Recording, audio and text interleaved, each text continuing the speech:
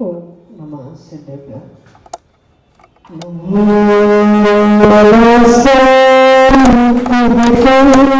कराय वीराय भव्याम्बुजभास्कराय अनंत लोकाय सुरार्चिताय देवादिदेवाय नमो जिनाय देवादिदेवाय नमो जिनाय। पंच परमेष्टि भगवान की परम पूज्य आचार्य भगवंत गुरुवर विशुद्ध सागर जी मुनि महाराज की, परम पूज्य मुनि श्री सुप्रभ सागर जी महाराज की,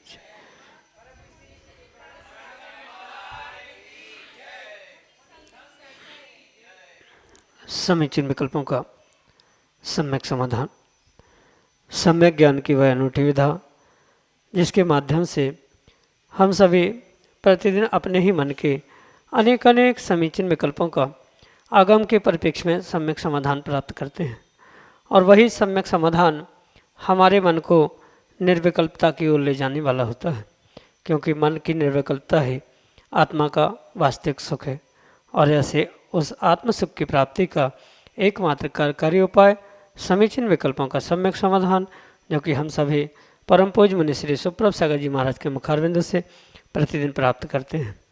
प्रारंभ करते हैं आज का सम्यक समाधान और आज के पहले विकल्प के लिए श्रीमती शोभा विमल कुमार जैन भोपाल मध्य प्रदेश से महाराज श्री के चरणों में कोटि कोटि नमोस्तु निवेदित करते हुए अपना समीचीन विकल्प रख रहे हैं कि महाराज जी जो प्रतिदिन श्रुत भक्ति पढ़ी जाती है उसमें पहला श्लोक आता है कोटि शतम द्वादशैव कोटि लक्षाण्य शीतस्थित कानि चैव पंचाशदष्टौ च सहस्र संख्या में तच्युतम पंच पदम नमामि। इस श्लोक का अर्थ क्या है एवं इसमें सूत्रों की पदों की संख्या कितनी है, हमारे समीचीन विकल्प का सम्यक समाधान करने की अनुकंपा करें। नमोस्तु महाराज जी, नमोस्तु। ओम नमः सिद्धम। परम पूज्य आचार्य भगवान गुरुवर विशुद्ध सागर जी महाराज की, परम पूज्य मुनि श्री सुप्रभ सागर जी महाराज की, कोटि शतम द्वादशैव कोटि। यह जो श्रुत भक्ति का पद है, इस श्रुत भक्ति के पद के माध्यम से आचार्य भगवंतों ने जो द्वादशांग रूपी श्रुत प्राप्त है उनके पदों की संख्या का निर्धारण करते हुए यह समझाने का प्रयास किया है कि पूरे द्वादशांग में जो श्रुत का निमित्त या श्रुत कहा जाता है उसे 112 करोड़ 83,58,005 पदों के माध्यम से समझा जाता है।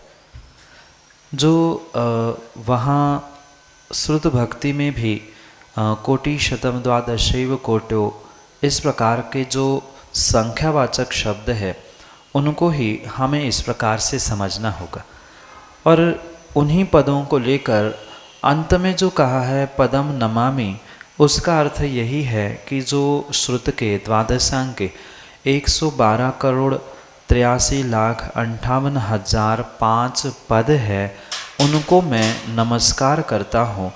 इस अभिप्राय से ही श्रुत भक्ति की पहली कुछ पंक्तियों को हमें समझने की आवश्यकता है। आगे अरिहंत भासी यत्थम गणथ देवी गथ्यम सम्मम आदि जो भी पद दिया है, सूत्र दिया है, वहाँ आचार्य भगवान ने ये समझाने का प्रयास किया है कि ये अरिहंत भगवान के मुख से निकली हुई गणधर भगवान आदि के मुखकुंड से आज आचार्य भगवान, मुनि भगवान आदि के माध्यम से जो प्राप्त हो रही है, ऐसे उस श्रुत को ही नमस्कार करते हैं। ऐसा इस पूर्ण श्रुत भक्ति का अर्थ हुआ। तो कुल 112 करोड़ 83,58,005 पद उस द्वादशांग रूपी श्रुत के होते हैं। यही आपके लिए सम्यक समझ। रोहित पाटोदी, छिंदवाड़ा, मध्य प्रदेश से महाराज श्री के चरणों में बारंबार नमस्तु करते हुए अपना समीचीन विकल्प रख रहे हैं कि महाराज जी इस बार दीपावली हम किस दिन मनाएं, क्योंकि कहीं कहीं दीपावली 12 तारीख को मनाने को कहा जा रहा है, तो कोई 13 तारीख को मनाने का कह रहा है। तो दीपावली किस दिन मनाएं और दीपावली की पूजन कितने समय तक कर सकते हैं, हमारे समीचीन विकल्प का सम्यक समाधान करते हुए हमारा मार्गदर्शन करने की अनुकंपा करें। नमोस्तु महाराज जी, नमोस्तु।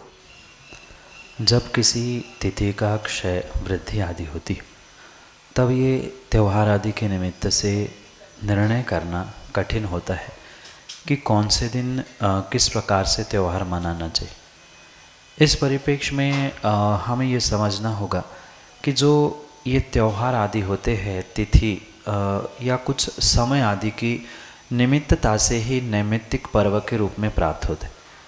इसलिए इस अपेक्षा से जो इस वर्ष 2023 में दीपावली मनाई जा रही है, जिसकी जैसी मान्यता है, जो जिस प्रकार से पूजा आराधना करता है, वैसे वैसे संप्रदाय दर्शन अपनी अपनी अपेक्षा से कोई 12 को, कोई 13 को दीपावली मना रहा है।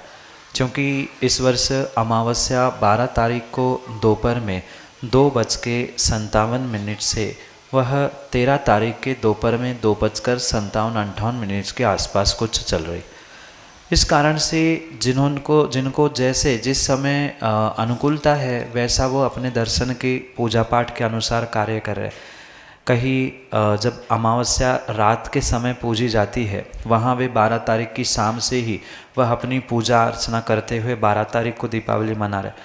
क्योंकि महावीर भगवान का निर्वाण उस कार्तिक कृष्णा अमावस्या के प्रातः प्रत्युष बेला पर यानी सूर्योदय के समय पे हुआ था।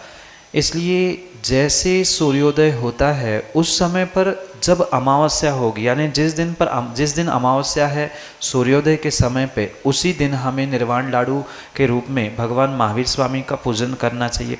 जैसे 13 तारीख को इस साल सुबह अमावस्या है, क्योंकि 12 की शाम से 13 की शाम तक या दोपहर तक है, तो 13 तारीख को ही महावीर भगवान का निर्वाण कल्याणक मनाने की आवश्यकता है प्रातः काल में। और जो दोपहर या शाम के समय में मंदिर के बाद दुकान में अनुष्ठान आदि में जो पूजा आदि होती है, तो वहाँ उस पूजा को भी अब 2:57-58 तक जब तक अमावस्या है उसके पहले कर ले तो वो बहुत अच्छी बात है। क्योंकि अमावस्या के शाम के समय ही गौतम गणधर भगवान को केवल ज्ञान की प्राप्ति हुई थी, और उसी अपेक्षा से शाम की पूजा हमारे यहाँ निर्धारित की जाती है। सूर्यास्त के समय के पूर्व या सूर्यास्त के समय पे जो उनको केवल ज्ञान प्राप्त हुआ था, उसका ही प्रतीक के रूप में दीप की आवली यानी दीपावली के रूप में पूजन होती है। दीप घर घर में प्रकाशित किए जाते हैं। इसलिए आप शाम को भी करें तो भी कोई दोष नहीं है, पर अगर आपको मुहूर्त में करना है तो अमावस्या 2:57 तक जो है 13 तारीख को, उसके पहले आप अगर मंदिर की सुबह की पूजा के उपरांत दोपहर में पूजा करोगे तो वो बहुत अच्छी बात है। इसलिए 13 तारीख को ही सुबह निर्वाण लाडू की पूजन दीपावली के रूप में, और 13 को ही दोपहर में 2:57 तक अनुष्ठान दुकान आदि स्थानों पर पूजा करते हुए आप दीपावली इस वर्ष मना सकते हैं। यही आपके लिए सम्यक समझ। जयेंद्र कुमार बिलाला, भीलवाड़ा, राजस्थान से महाराज श्री के चरणों में बारंबार नमोस्तु निवेदित करते हुए अपना समीचीन प्रश्न रख रहे हैं कि महाराज जी मानस्तंभ में जो चतुर्मुखी भगवान की मूर्ति होती है वह सफ़ेद पाषाण की ही होना चाहिए या अन्य कोई कलर पाषाण की रख सकते हैं? क्योंकि हमने तो अभी तक जहाँ भी देखी है वह सफ़ेद की ही देखी है। कृपया हमारे समीचीन विकल्प का सम्यक समाधान करते हुए हमारा मार्गदर्शन करने की अनुकंपा करें। नमोस्तु महाराज जी, नमोस्तु। जितना आपने देखा है, जितना आपने सोचा है, उतना ही विश्व नहीं होता और उतनी ही व्यवस्थाएं नहीं होती।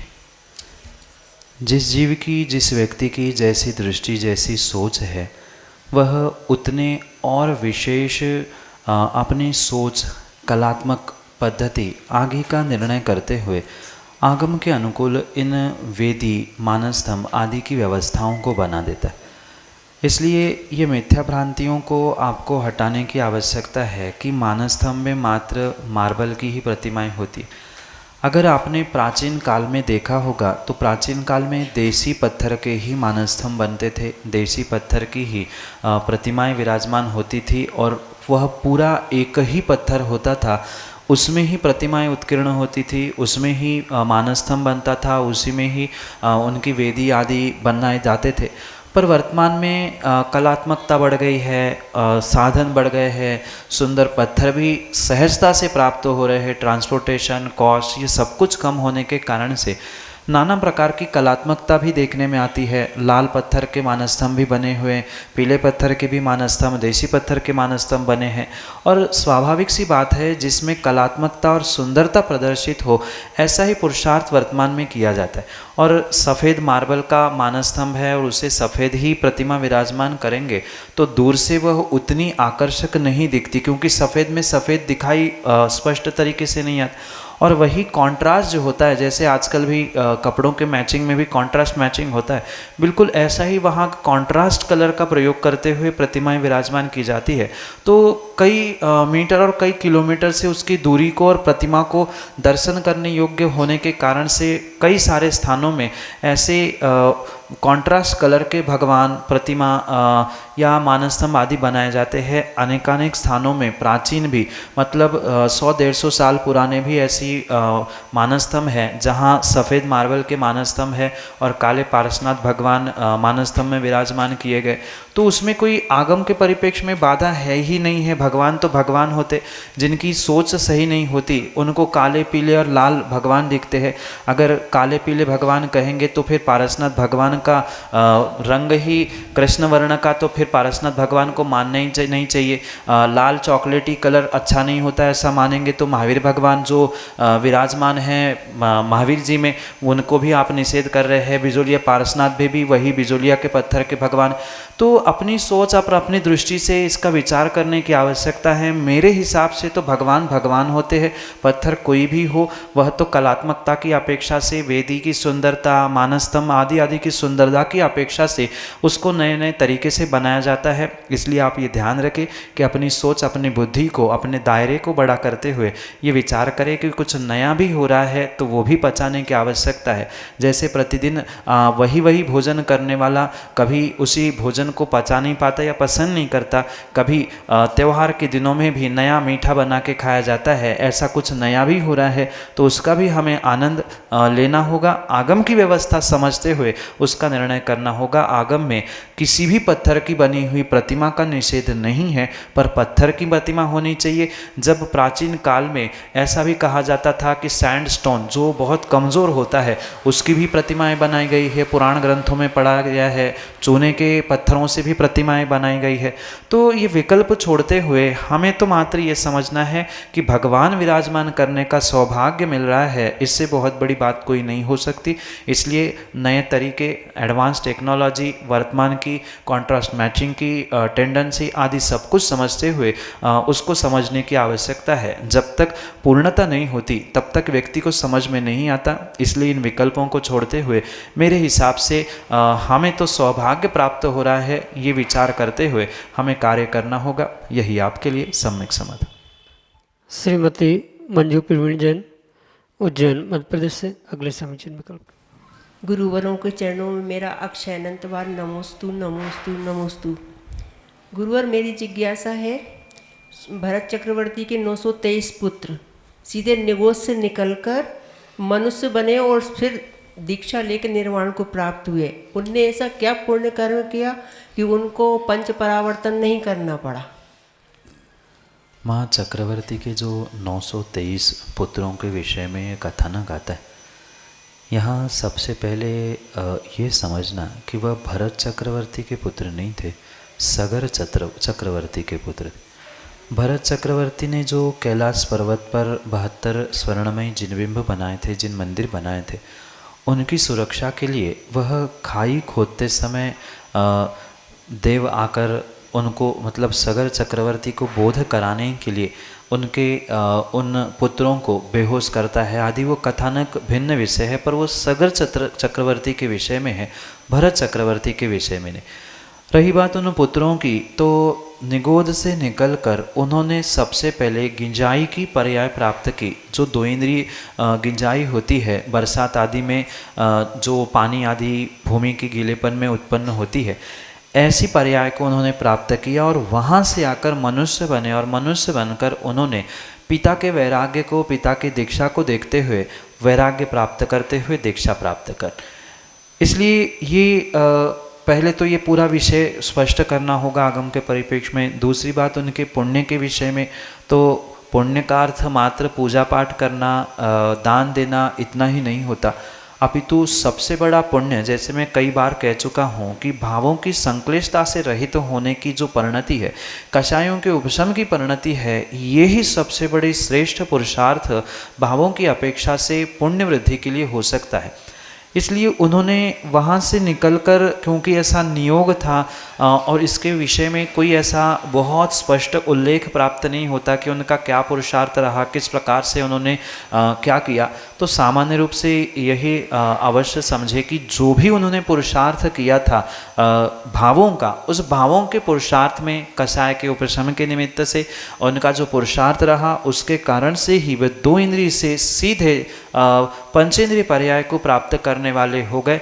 क्योंकि भले ही हमें आगम प्रमाण स्पष्ट रूप से कथानक आदि के रूप से प्राप्त नहीं होता, पर हमें आगम प्रमाण से, अनुमान प्रमाण से, तर्क प्रमाण से ये समझना होगा कि ऐसा हुआ है, मतलब उन्होंने पुरुषार्थ किया होगा, पुण्य का प्रबल उदय आया, पुण्य उदय में आया तो पहले आश्रयबंध भी किया होगा, तो कैसे किया होगा इसका भले ही प्रमाण हमारे पास उपलब्ध नहीं है, पर यह स्पष्ट समझे कारण दिख रहा है, कार्य दिख रहा है, तो कुछ न कुछ कारण भी वहाँ अवश्य ही होगा।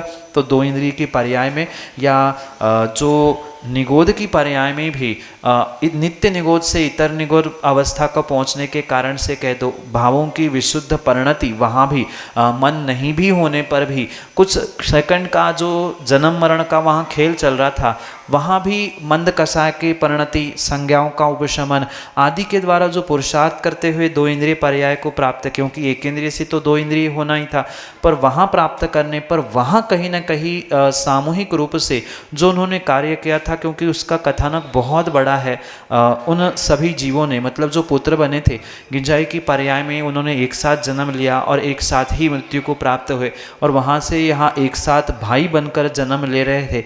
ये सभी कुछ न कुछ नियोग ऐसा पुण्य का उनका बनता गया, पुरुषार्थ भी वैसा होगा जिस कारण से वह आने वाले उस मनुष्य के भव में ही दीक्षा लेते हुए निर्वाण को प्राप्त करने वाले हो गए। यही आपके लिए सम्यक समझ। ऋषिनगर उज्जैन मध्य प्रदेश से निर्मल कुमार सेठी अगले समीचीन विकल्प के लिए। नमोस्तु नमोस्तु नमोस्तु गुरुदेव। महाराज जी, सत्य परेशान रहकर उसे सिद्ध करने हेतु साक्ष्य देना होते, जबकि असत्य मस्त रहकर साक्ष्य के अभाव में विजय हो जाता है, जैसा गिरनार जी के लिए साक्ष्य चाहे जा रहे हैं। नमोस्तु नमोस्तु गुरुदेव। ऐसा ये पंचम काल का, कलिकाल का प्रभाव है कि सत्य को भी कभी कभार परेशान होना पड़ता है, पर यह अवश्य मानना, चाहे गिरनार के विषय में हो, अन्य किसी भी विषय में क्यों ना हो, सत्य परेशान हो सकता है पर परास्त कभी भी नहीं होगा। माना कि वर्तमान के गिरनार के भी परिप्रेक्ष्य में हम समझें कि वो हम सिद्ध नहीं भी कर पाए कि हमारा था, पर क्या किसी दूसरे के द्वारा पूजे जाने से, किसी दूसरे के उसे प्राप्त करने से, क्या किसी भी प्रकार से हम उस भक्ति से, उस स्थान से अछूते तो नहीं हो रहे? ठीक है वहाँ जाने के लिए हमें मनाही हो रही है, हम अब पहुँच नहीं पा रहे, जो भी विषय बन रहा है, पर ये सत्य समझे कि भले ही हम सबूत नहीं दे पा रहे हैं, सिद्ध नहीं कर पा रहे हैं कि हमारा गिरनार है, वहाँ से नेमिनाथ भगवान मोक्ष प्राप्त कर चुके हैं, तो क्या गिरनार बदलने वाला है? क्या स्थान बदलने वाला है? क्या नेमिनाथ भगवान का इतिहास बदलने वाला है? इसलिए ये विकल्प हमें करने की आवश्यकता नहीं है कि सत्य परेशान क्यों हो रहा है। अगर गिरनार के ही विषय में हम सत्य को समझें तो सत्य के कारण हम परेशान नहीं हैं, अपितु जो श्रावकों की उदासीनता है, परस्पर के राग द्वेष के, स्पर्धा के और राजनीति के जो भाव है, इसी कारण से वर्तमान में सत्य को परास्त होते हुए देखने में आ रहा है। जैसे 16 स्वप्नों में स्पष्ट लिखा था कि एक स्वप्न आया था, उस हाथी के पीठ पर बंदर बैठा है, तो तब तीर्थंकर भगवान ने इसका उत्तर देते हुए कहा था कि पंचम काल में, मतलब आने वाले काल में जो मुखिया बनने वाले हैं वह बिल्कुल हाथी पर बैठने वाले बंदर के समान ही देखने में आने वाले हैं। उसका बहुत अच्छा वर्णन आगम ग्रंथों में प्राप्त होता है, तो उसे स्पष्ट वहाँ विशेष रूप से समझने की आवश्यकता है और उसे समझते हुए ये निर्णय करे कि सत्य भले ही परेशान हो, कष्ट में पहुँचे, पर किसी प्रकार से वह सत्य को कोई परास्त ना कर पाया है, न कर सकता है। चाहे अन्य भी स्थानों की ये विपरीतता को देख लेना, पंचम काल के काल का ही प्रभाव नहीं, अपितु काले काल में जीने वाले, काले खोपड़ी वाले, काले सोच वाले जीवों का भी ये प्रभाव है, जिस कारण से धर्म को, सत्य को कई बार परेशान भी होना पड़ता है। पर परेशान होना कितना ही सत्य क्यों ना हो, पर सत्य कभी भी पराजित नहीं होता। सत्य तो हमेशा ही विजय को प्राप्त करता है। कर्म के उदय से जो असत्य है, जो झूठ है, जो पापी है, जो कसाई है, जो विपरीत कार्य कर रहा है, उसकी वाहवाह, उसकी प्रशंसा, उसकी विजय मात्र पिछली पर्याय के पुण्योदय के कारण से ही हो रही है, पर उसका फल आज नहीं तो कल उसे इसी धरा पर चुकाना पड़ेगा। यही आपके लिए सम्यक समाधान। दीपिका जैन, उज्जैन, मध्य प्रदेश से अगले समीचीन विकल्प के लिए।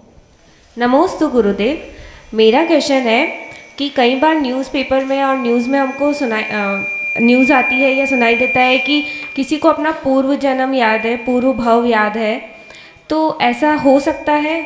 और अगर हो भी सकता है तो ये सबके साथ क्यों नहीं होता, ये कुछ ही लोगों के साथ ऐसा क्यों होता है? नमस्ते गुरुदेव। पूर्व पर्याय के कुछ क्षण, कुछ पल, कुछ यादें स्मृति में आ जाना, ये कोई बहुत बड़ी बात नहीं है। ये कई सारे स्थानों पर देखने में आता है, जिसे आगम के परिप्रेक्ष्य में जाति स्मरण कहा जाता है। मतलब पिछले पर्याय में कहाँ जन्म हुआ था, कैसे मृत्यु हो गई, क्या कुछ नहीं हुआ, ये सब कुछ उन्हें कालांतर में या अगले भवों में याद आता है और वहाँ पहुंचकर देखा जाए कि हाँ ऐसी घटना हुई थी क्या, तो जो वर्तमान में जीवित है वो भी बताते हैं कि हाँ ऐसा ऐसा बालक था या ऐसा ऐसा व्यक्ति था, ऐसी घटना हुई। तो इसमें कोई अनहोनी नहीं है, बहुत बड़ी बात नहीं है। जो जीव मरते समय संक्लेश परिणामों से रहित होते हुए अपने कषायों का उपशमन करते हुए शांत परिणामों से मृत्यु को प्राप्त होता है, उसका पिछले पर्याय का कुछ ज्ञान का कुछ अंश उसके अगले पर्याय तक स्वाभाविक रूप से पहुंचता है। उसमें कहीं से कोई भी किसी प्रकार से बाधा या दिक्कत नहीं होनी चाहिए। पर यह अवश्य ध्यान रखें कि मृत्यु के समय में जितना वह शांत होगा, जितनी उसकी विशेष परिणामों की भद्रता होगी, उतनी ही विशेषता को वह अवश्य ही जीवन में प्राप्त करता है अगले पर्याय के निमित्त से। क्योंकि थोड़ी सी भी कषाय करने से जो ज्ञान तंतु है वह जल जाते हैं और स्मृति में जो रहने जैसी वस्तु है वो भूल जाता है, इसलिए वो ज्ञान अगले जन्म तक कैरी फॉरवर्ड नहीं हो पाता। तो जो भद्र परिणामी होते हैं, मंद कसाई होते हैं, वह अपने ज्ञान को आगे कैरी फॉरवर्ड कर ले जाते हैं, आगे उनको याद भी आता है। तो सबको क्यों नहीं आता, इसके पीछे भी यही रहस्य है कि अधिकांश जीव मरते समय हाय हाय करते हुए, तड़पते हुए मरते हैं। कई अस्पताल में, कई वेंटिलेटर पे, कई स्थानों पे मरते हैं। तो जो इस प्रकार के परिणामों से या संक्लिष्टता से मृत्यु को प्राप्त होते, स्वाभाविक सी बात है उनके साथ भी वह ज्ञान वही समाप्त हो जाएगा। क्योंकि मैंने अभी कहा कि हमारे मस्तिष्क में जो सूक्ष्म ज्ञान तंतु होते हैं वह कषायों के कारण से जल जाते हैं, नष्ट हो जाते हैं, इसलिए जो कैरी फॉरवर्ड होने वाला ज्ञान था वो पूर्ण रूप से नहीं होता। और इसलिए आपने देखा होगा कि पूर्ण जाति स्मरण नहीं होता, मतलब पूरे जीवन भर का उन्हें याद नहीं रहता। जीवन के कुछ ही क्षण याद रहते हैं, कुछ ही कार्य याद रहते हैं, कुछ ही स्थान ही याद रहते हैं। पूरा जीवन 50-100 साल का याद नहीं, कुछ एक मिनट ही, कुछ एक क्षण क्यों याद रहे कि उतनी ही उनकी कसायों की भद्रता थी, उतना ही कसायों का उपशमन था, जितना उनकी परिणामों की विशुद्धि शांति थी उतना ही उनको याद रहेगा। इस कारण से ही कुछ एक जीवों को ये जाति स्मरण होता है, आगम परिप्रेक्ष्य में ये सत्य है, और कुछ एक ही जीवों को उनके उस ऐसे भद्र परिणामों के निमित्त से होता है, सभी को नहीं। यही आपके लिए सम्यक समझ।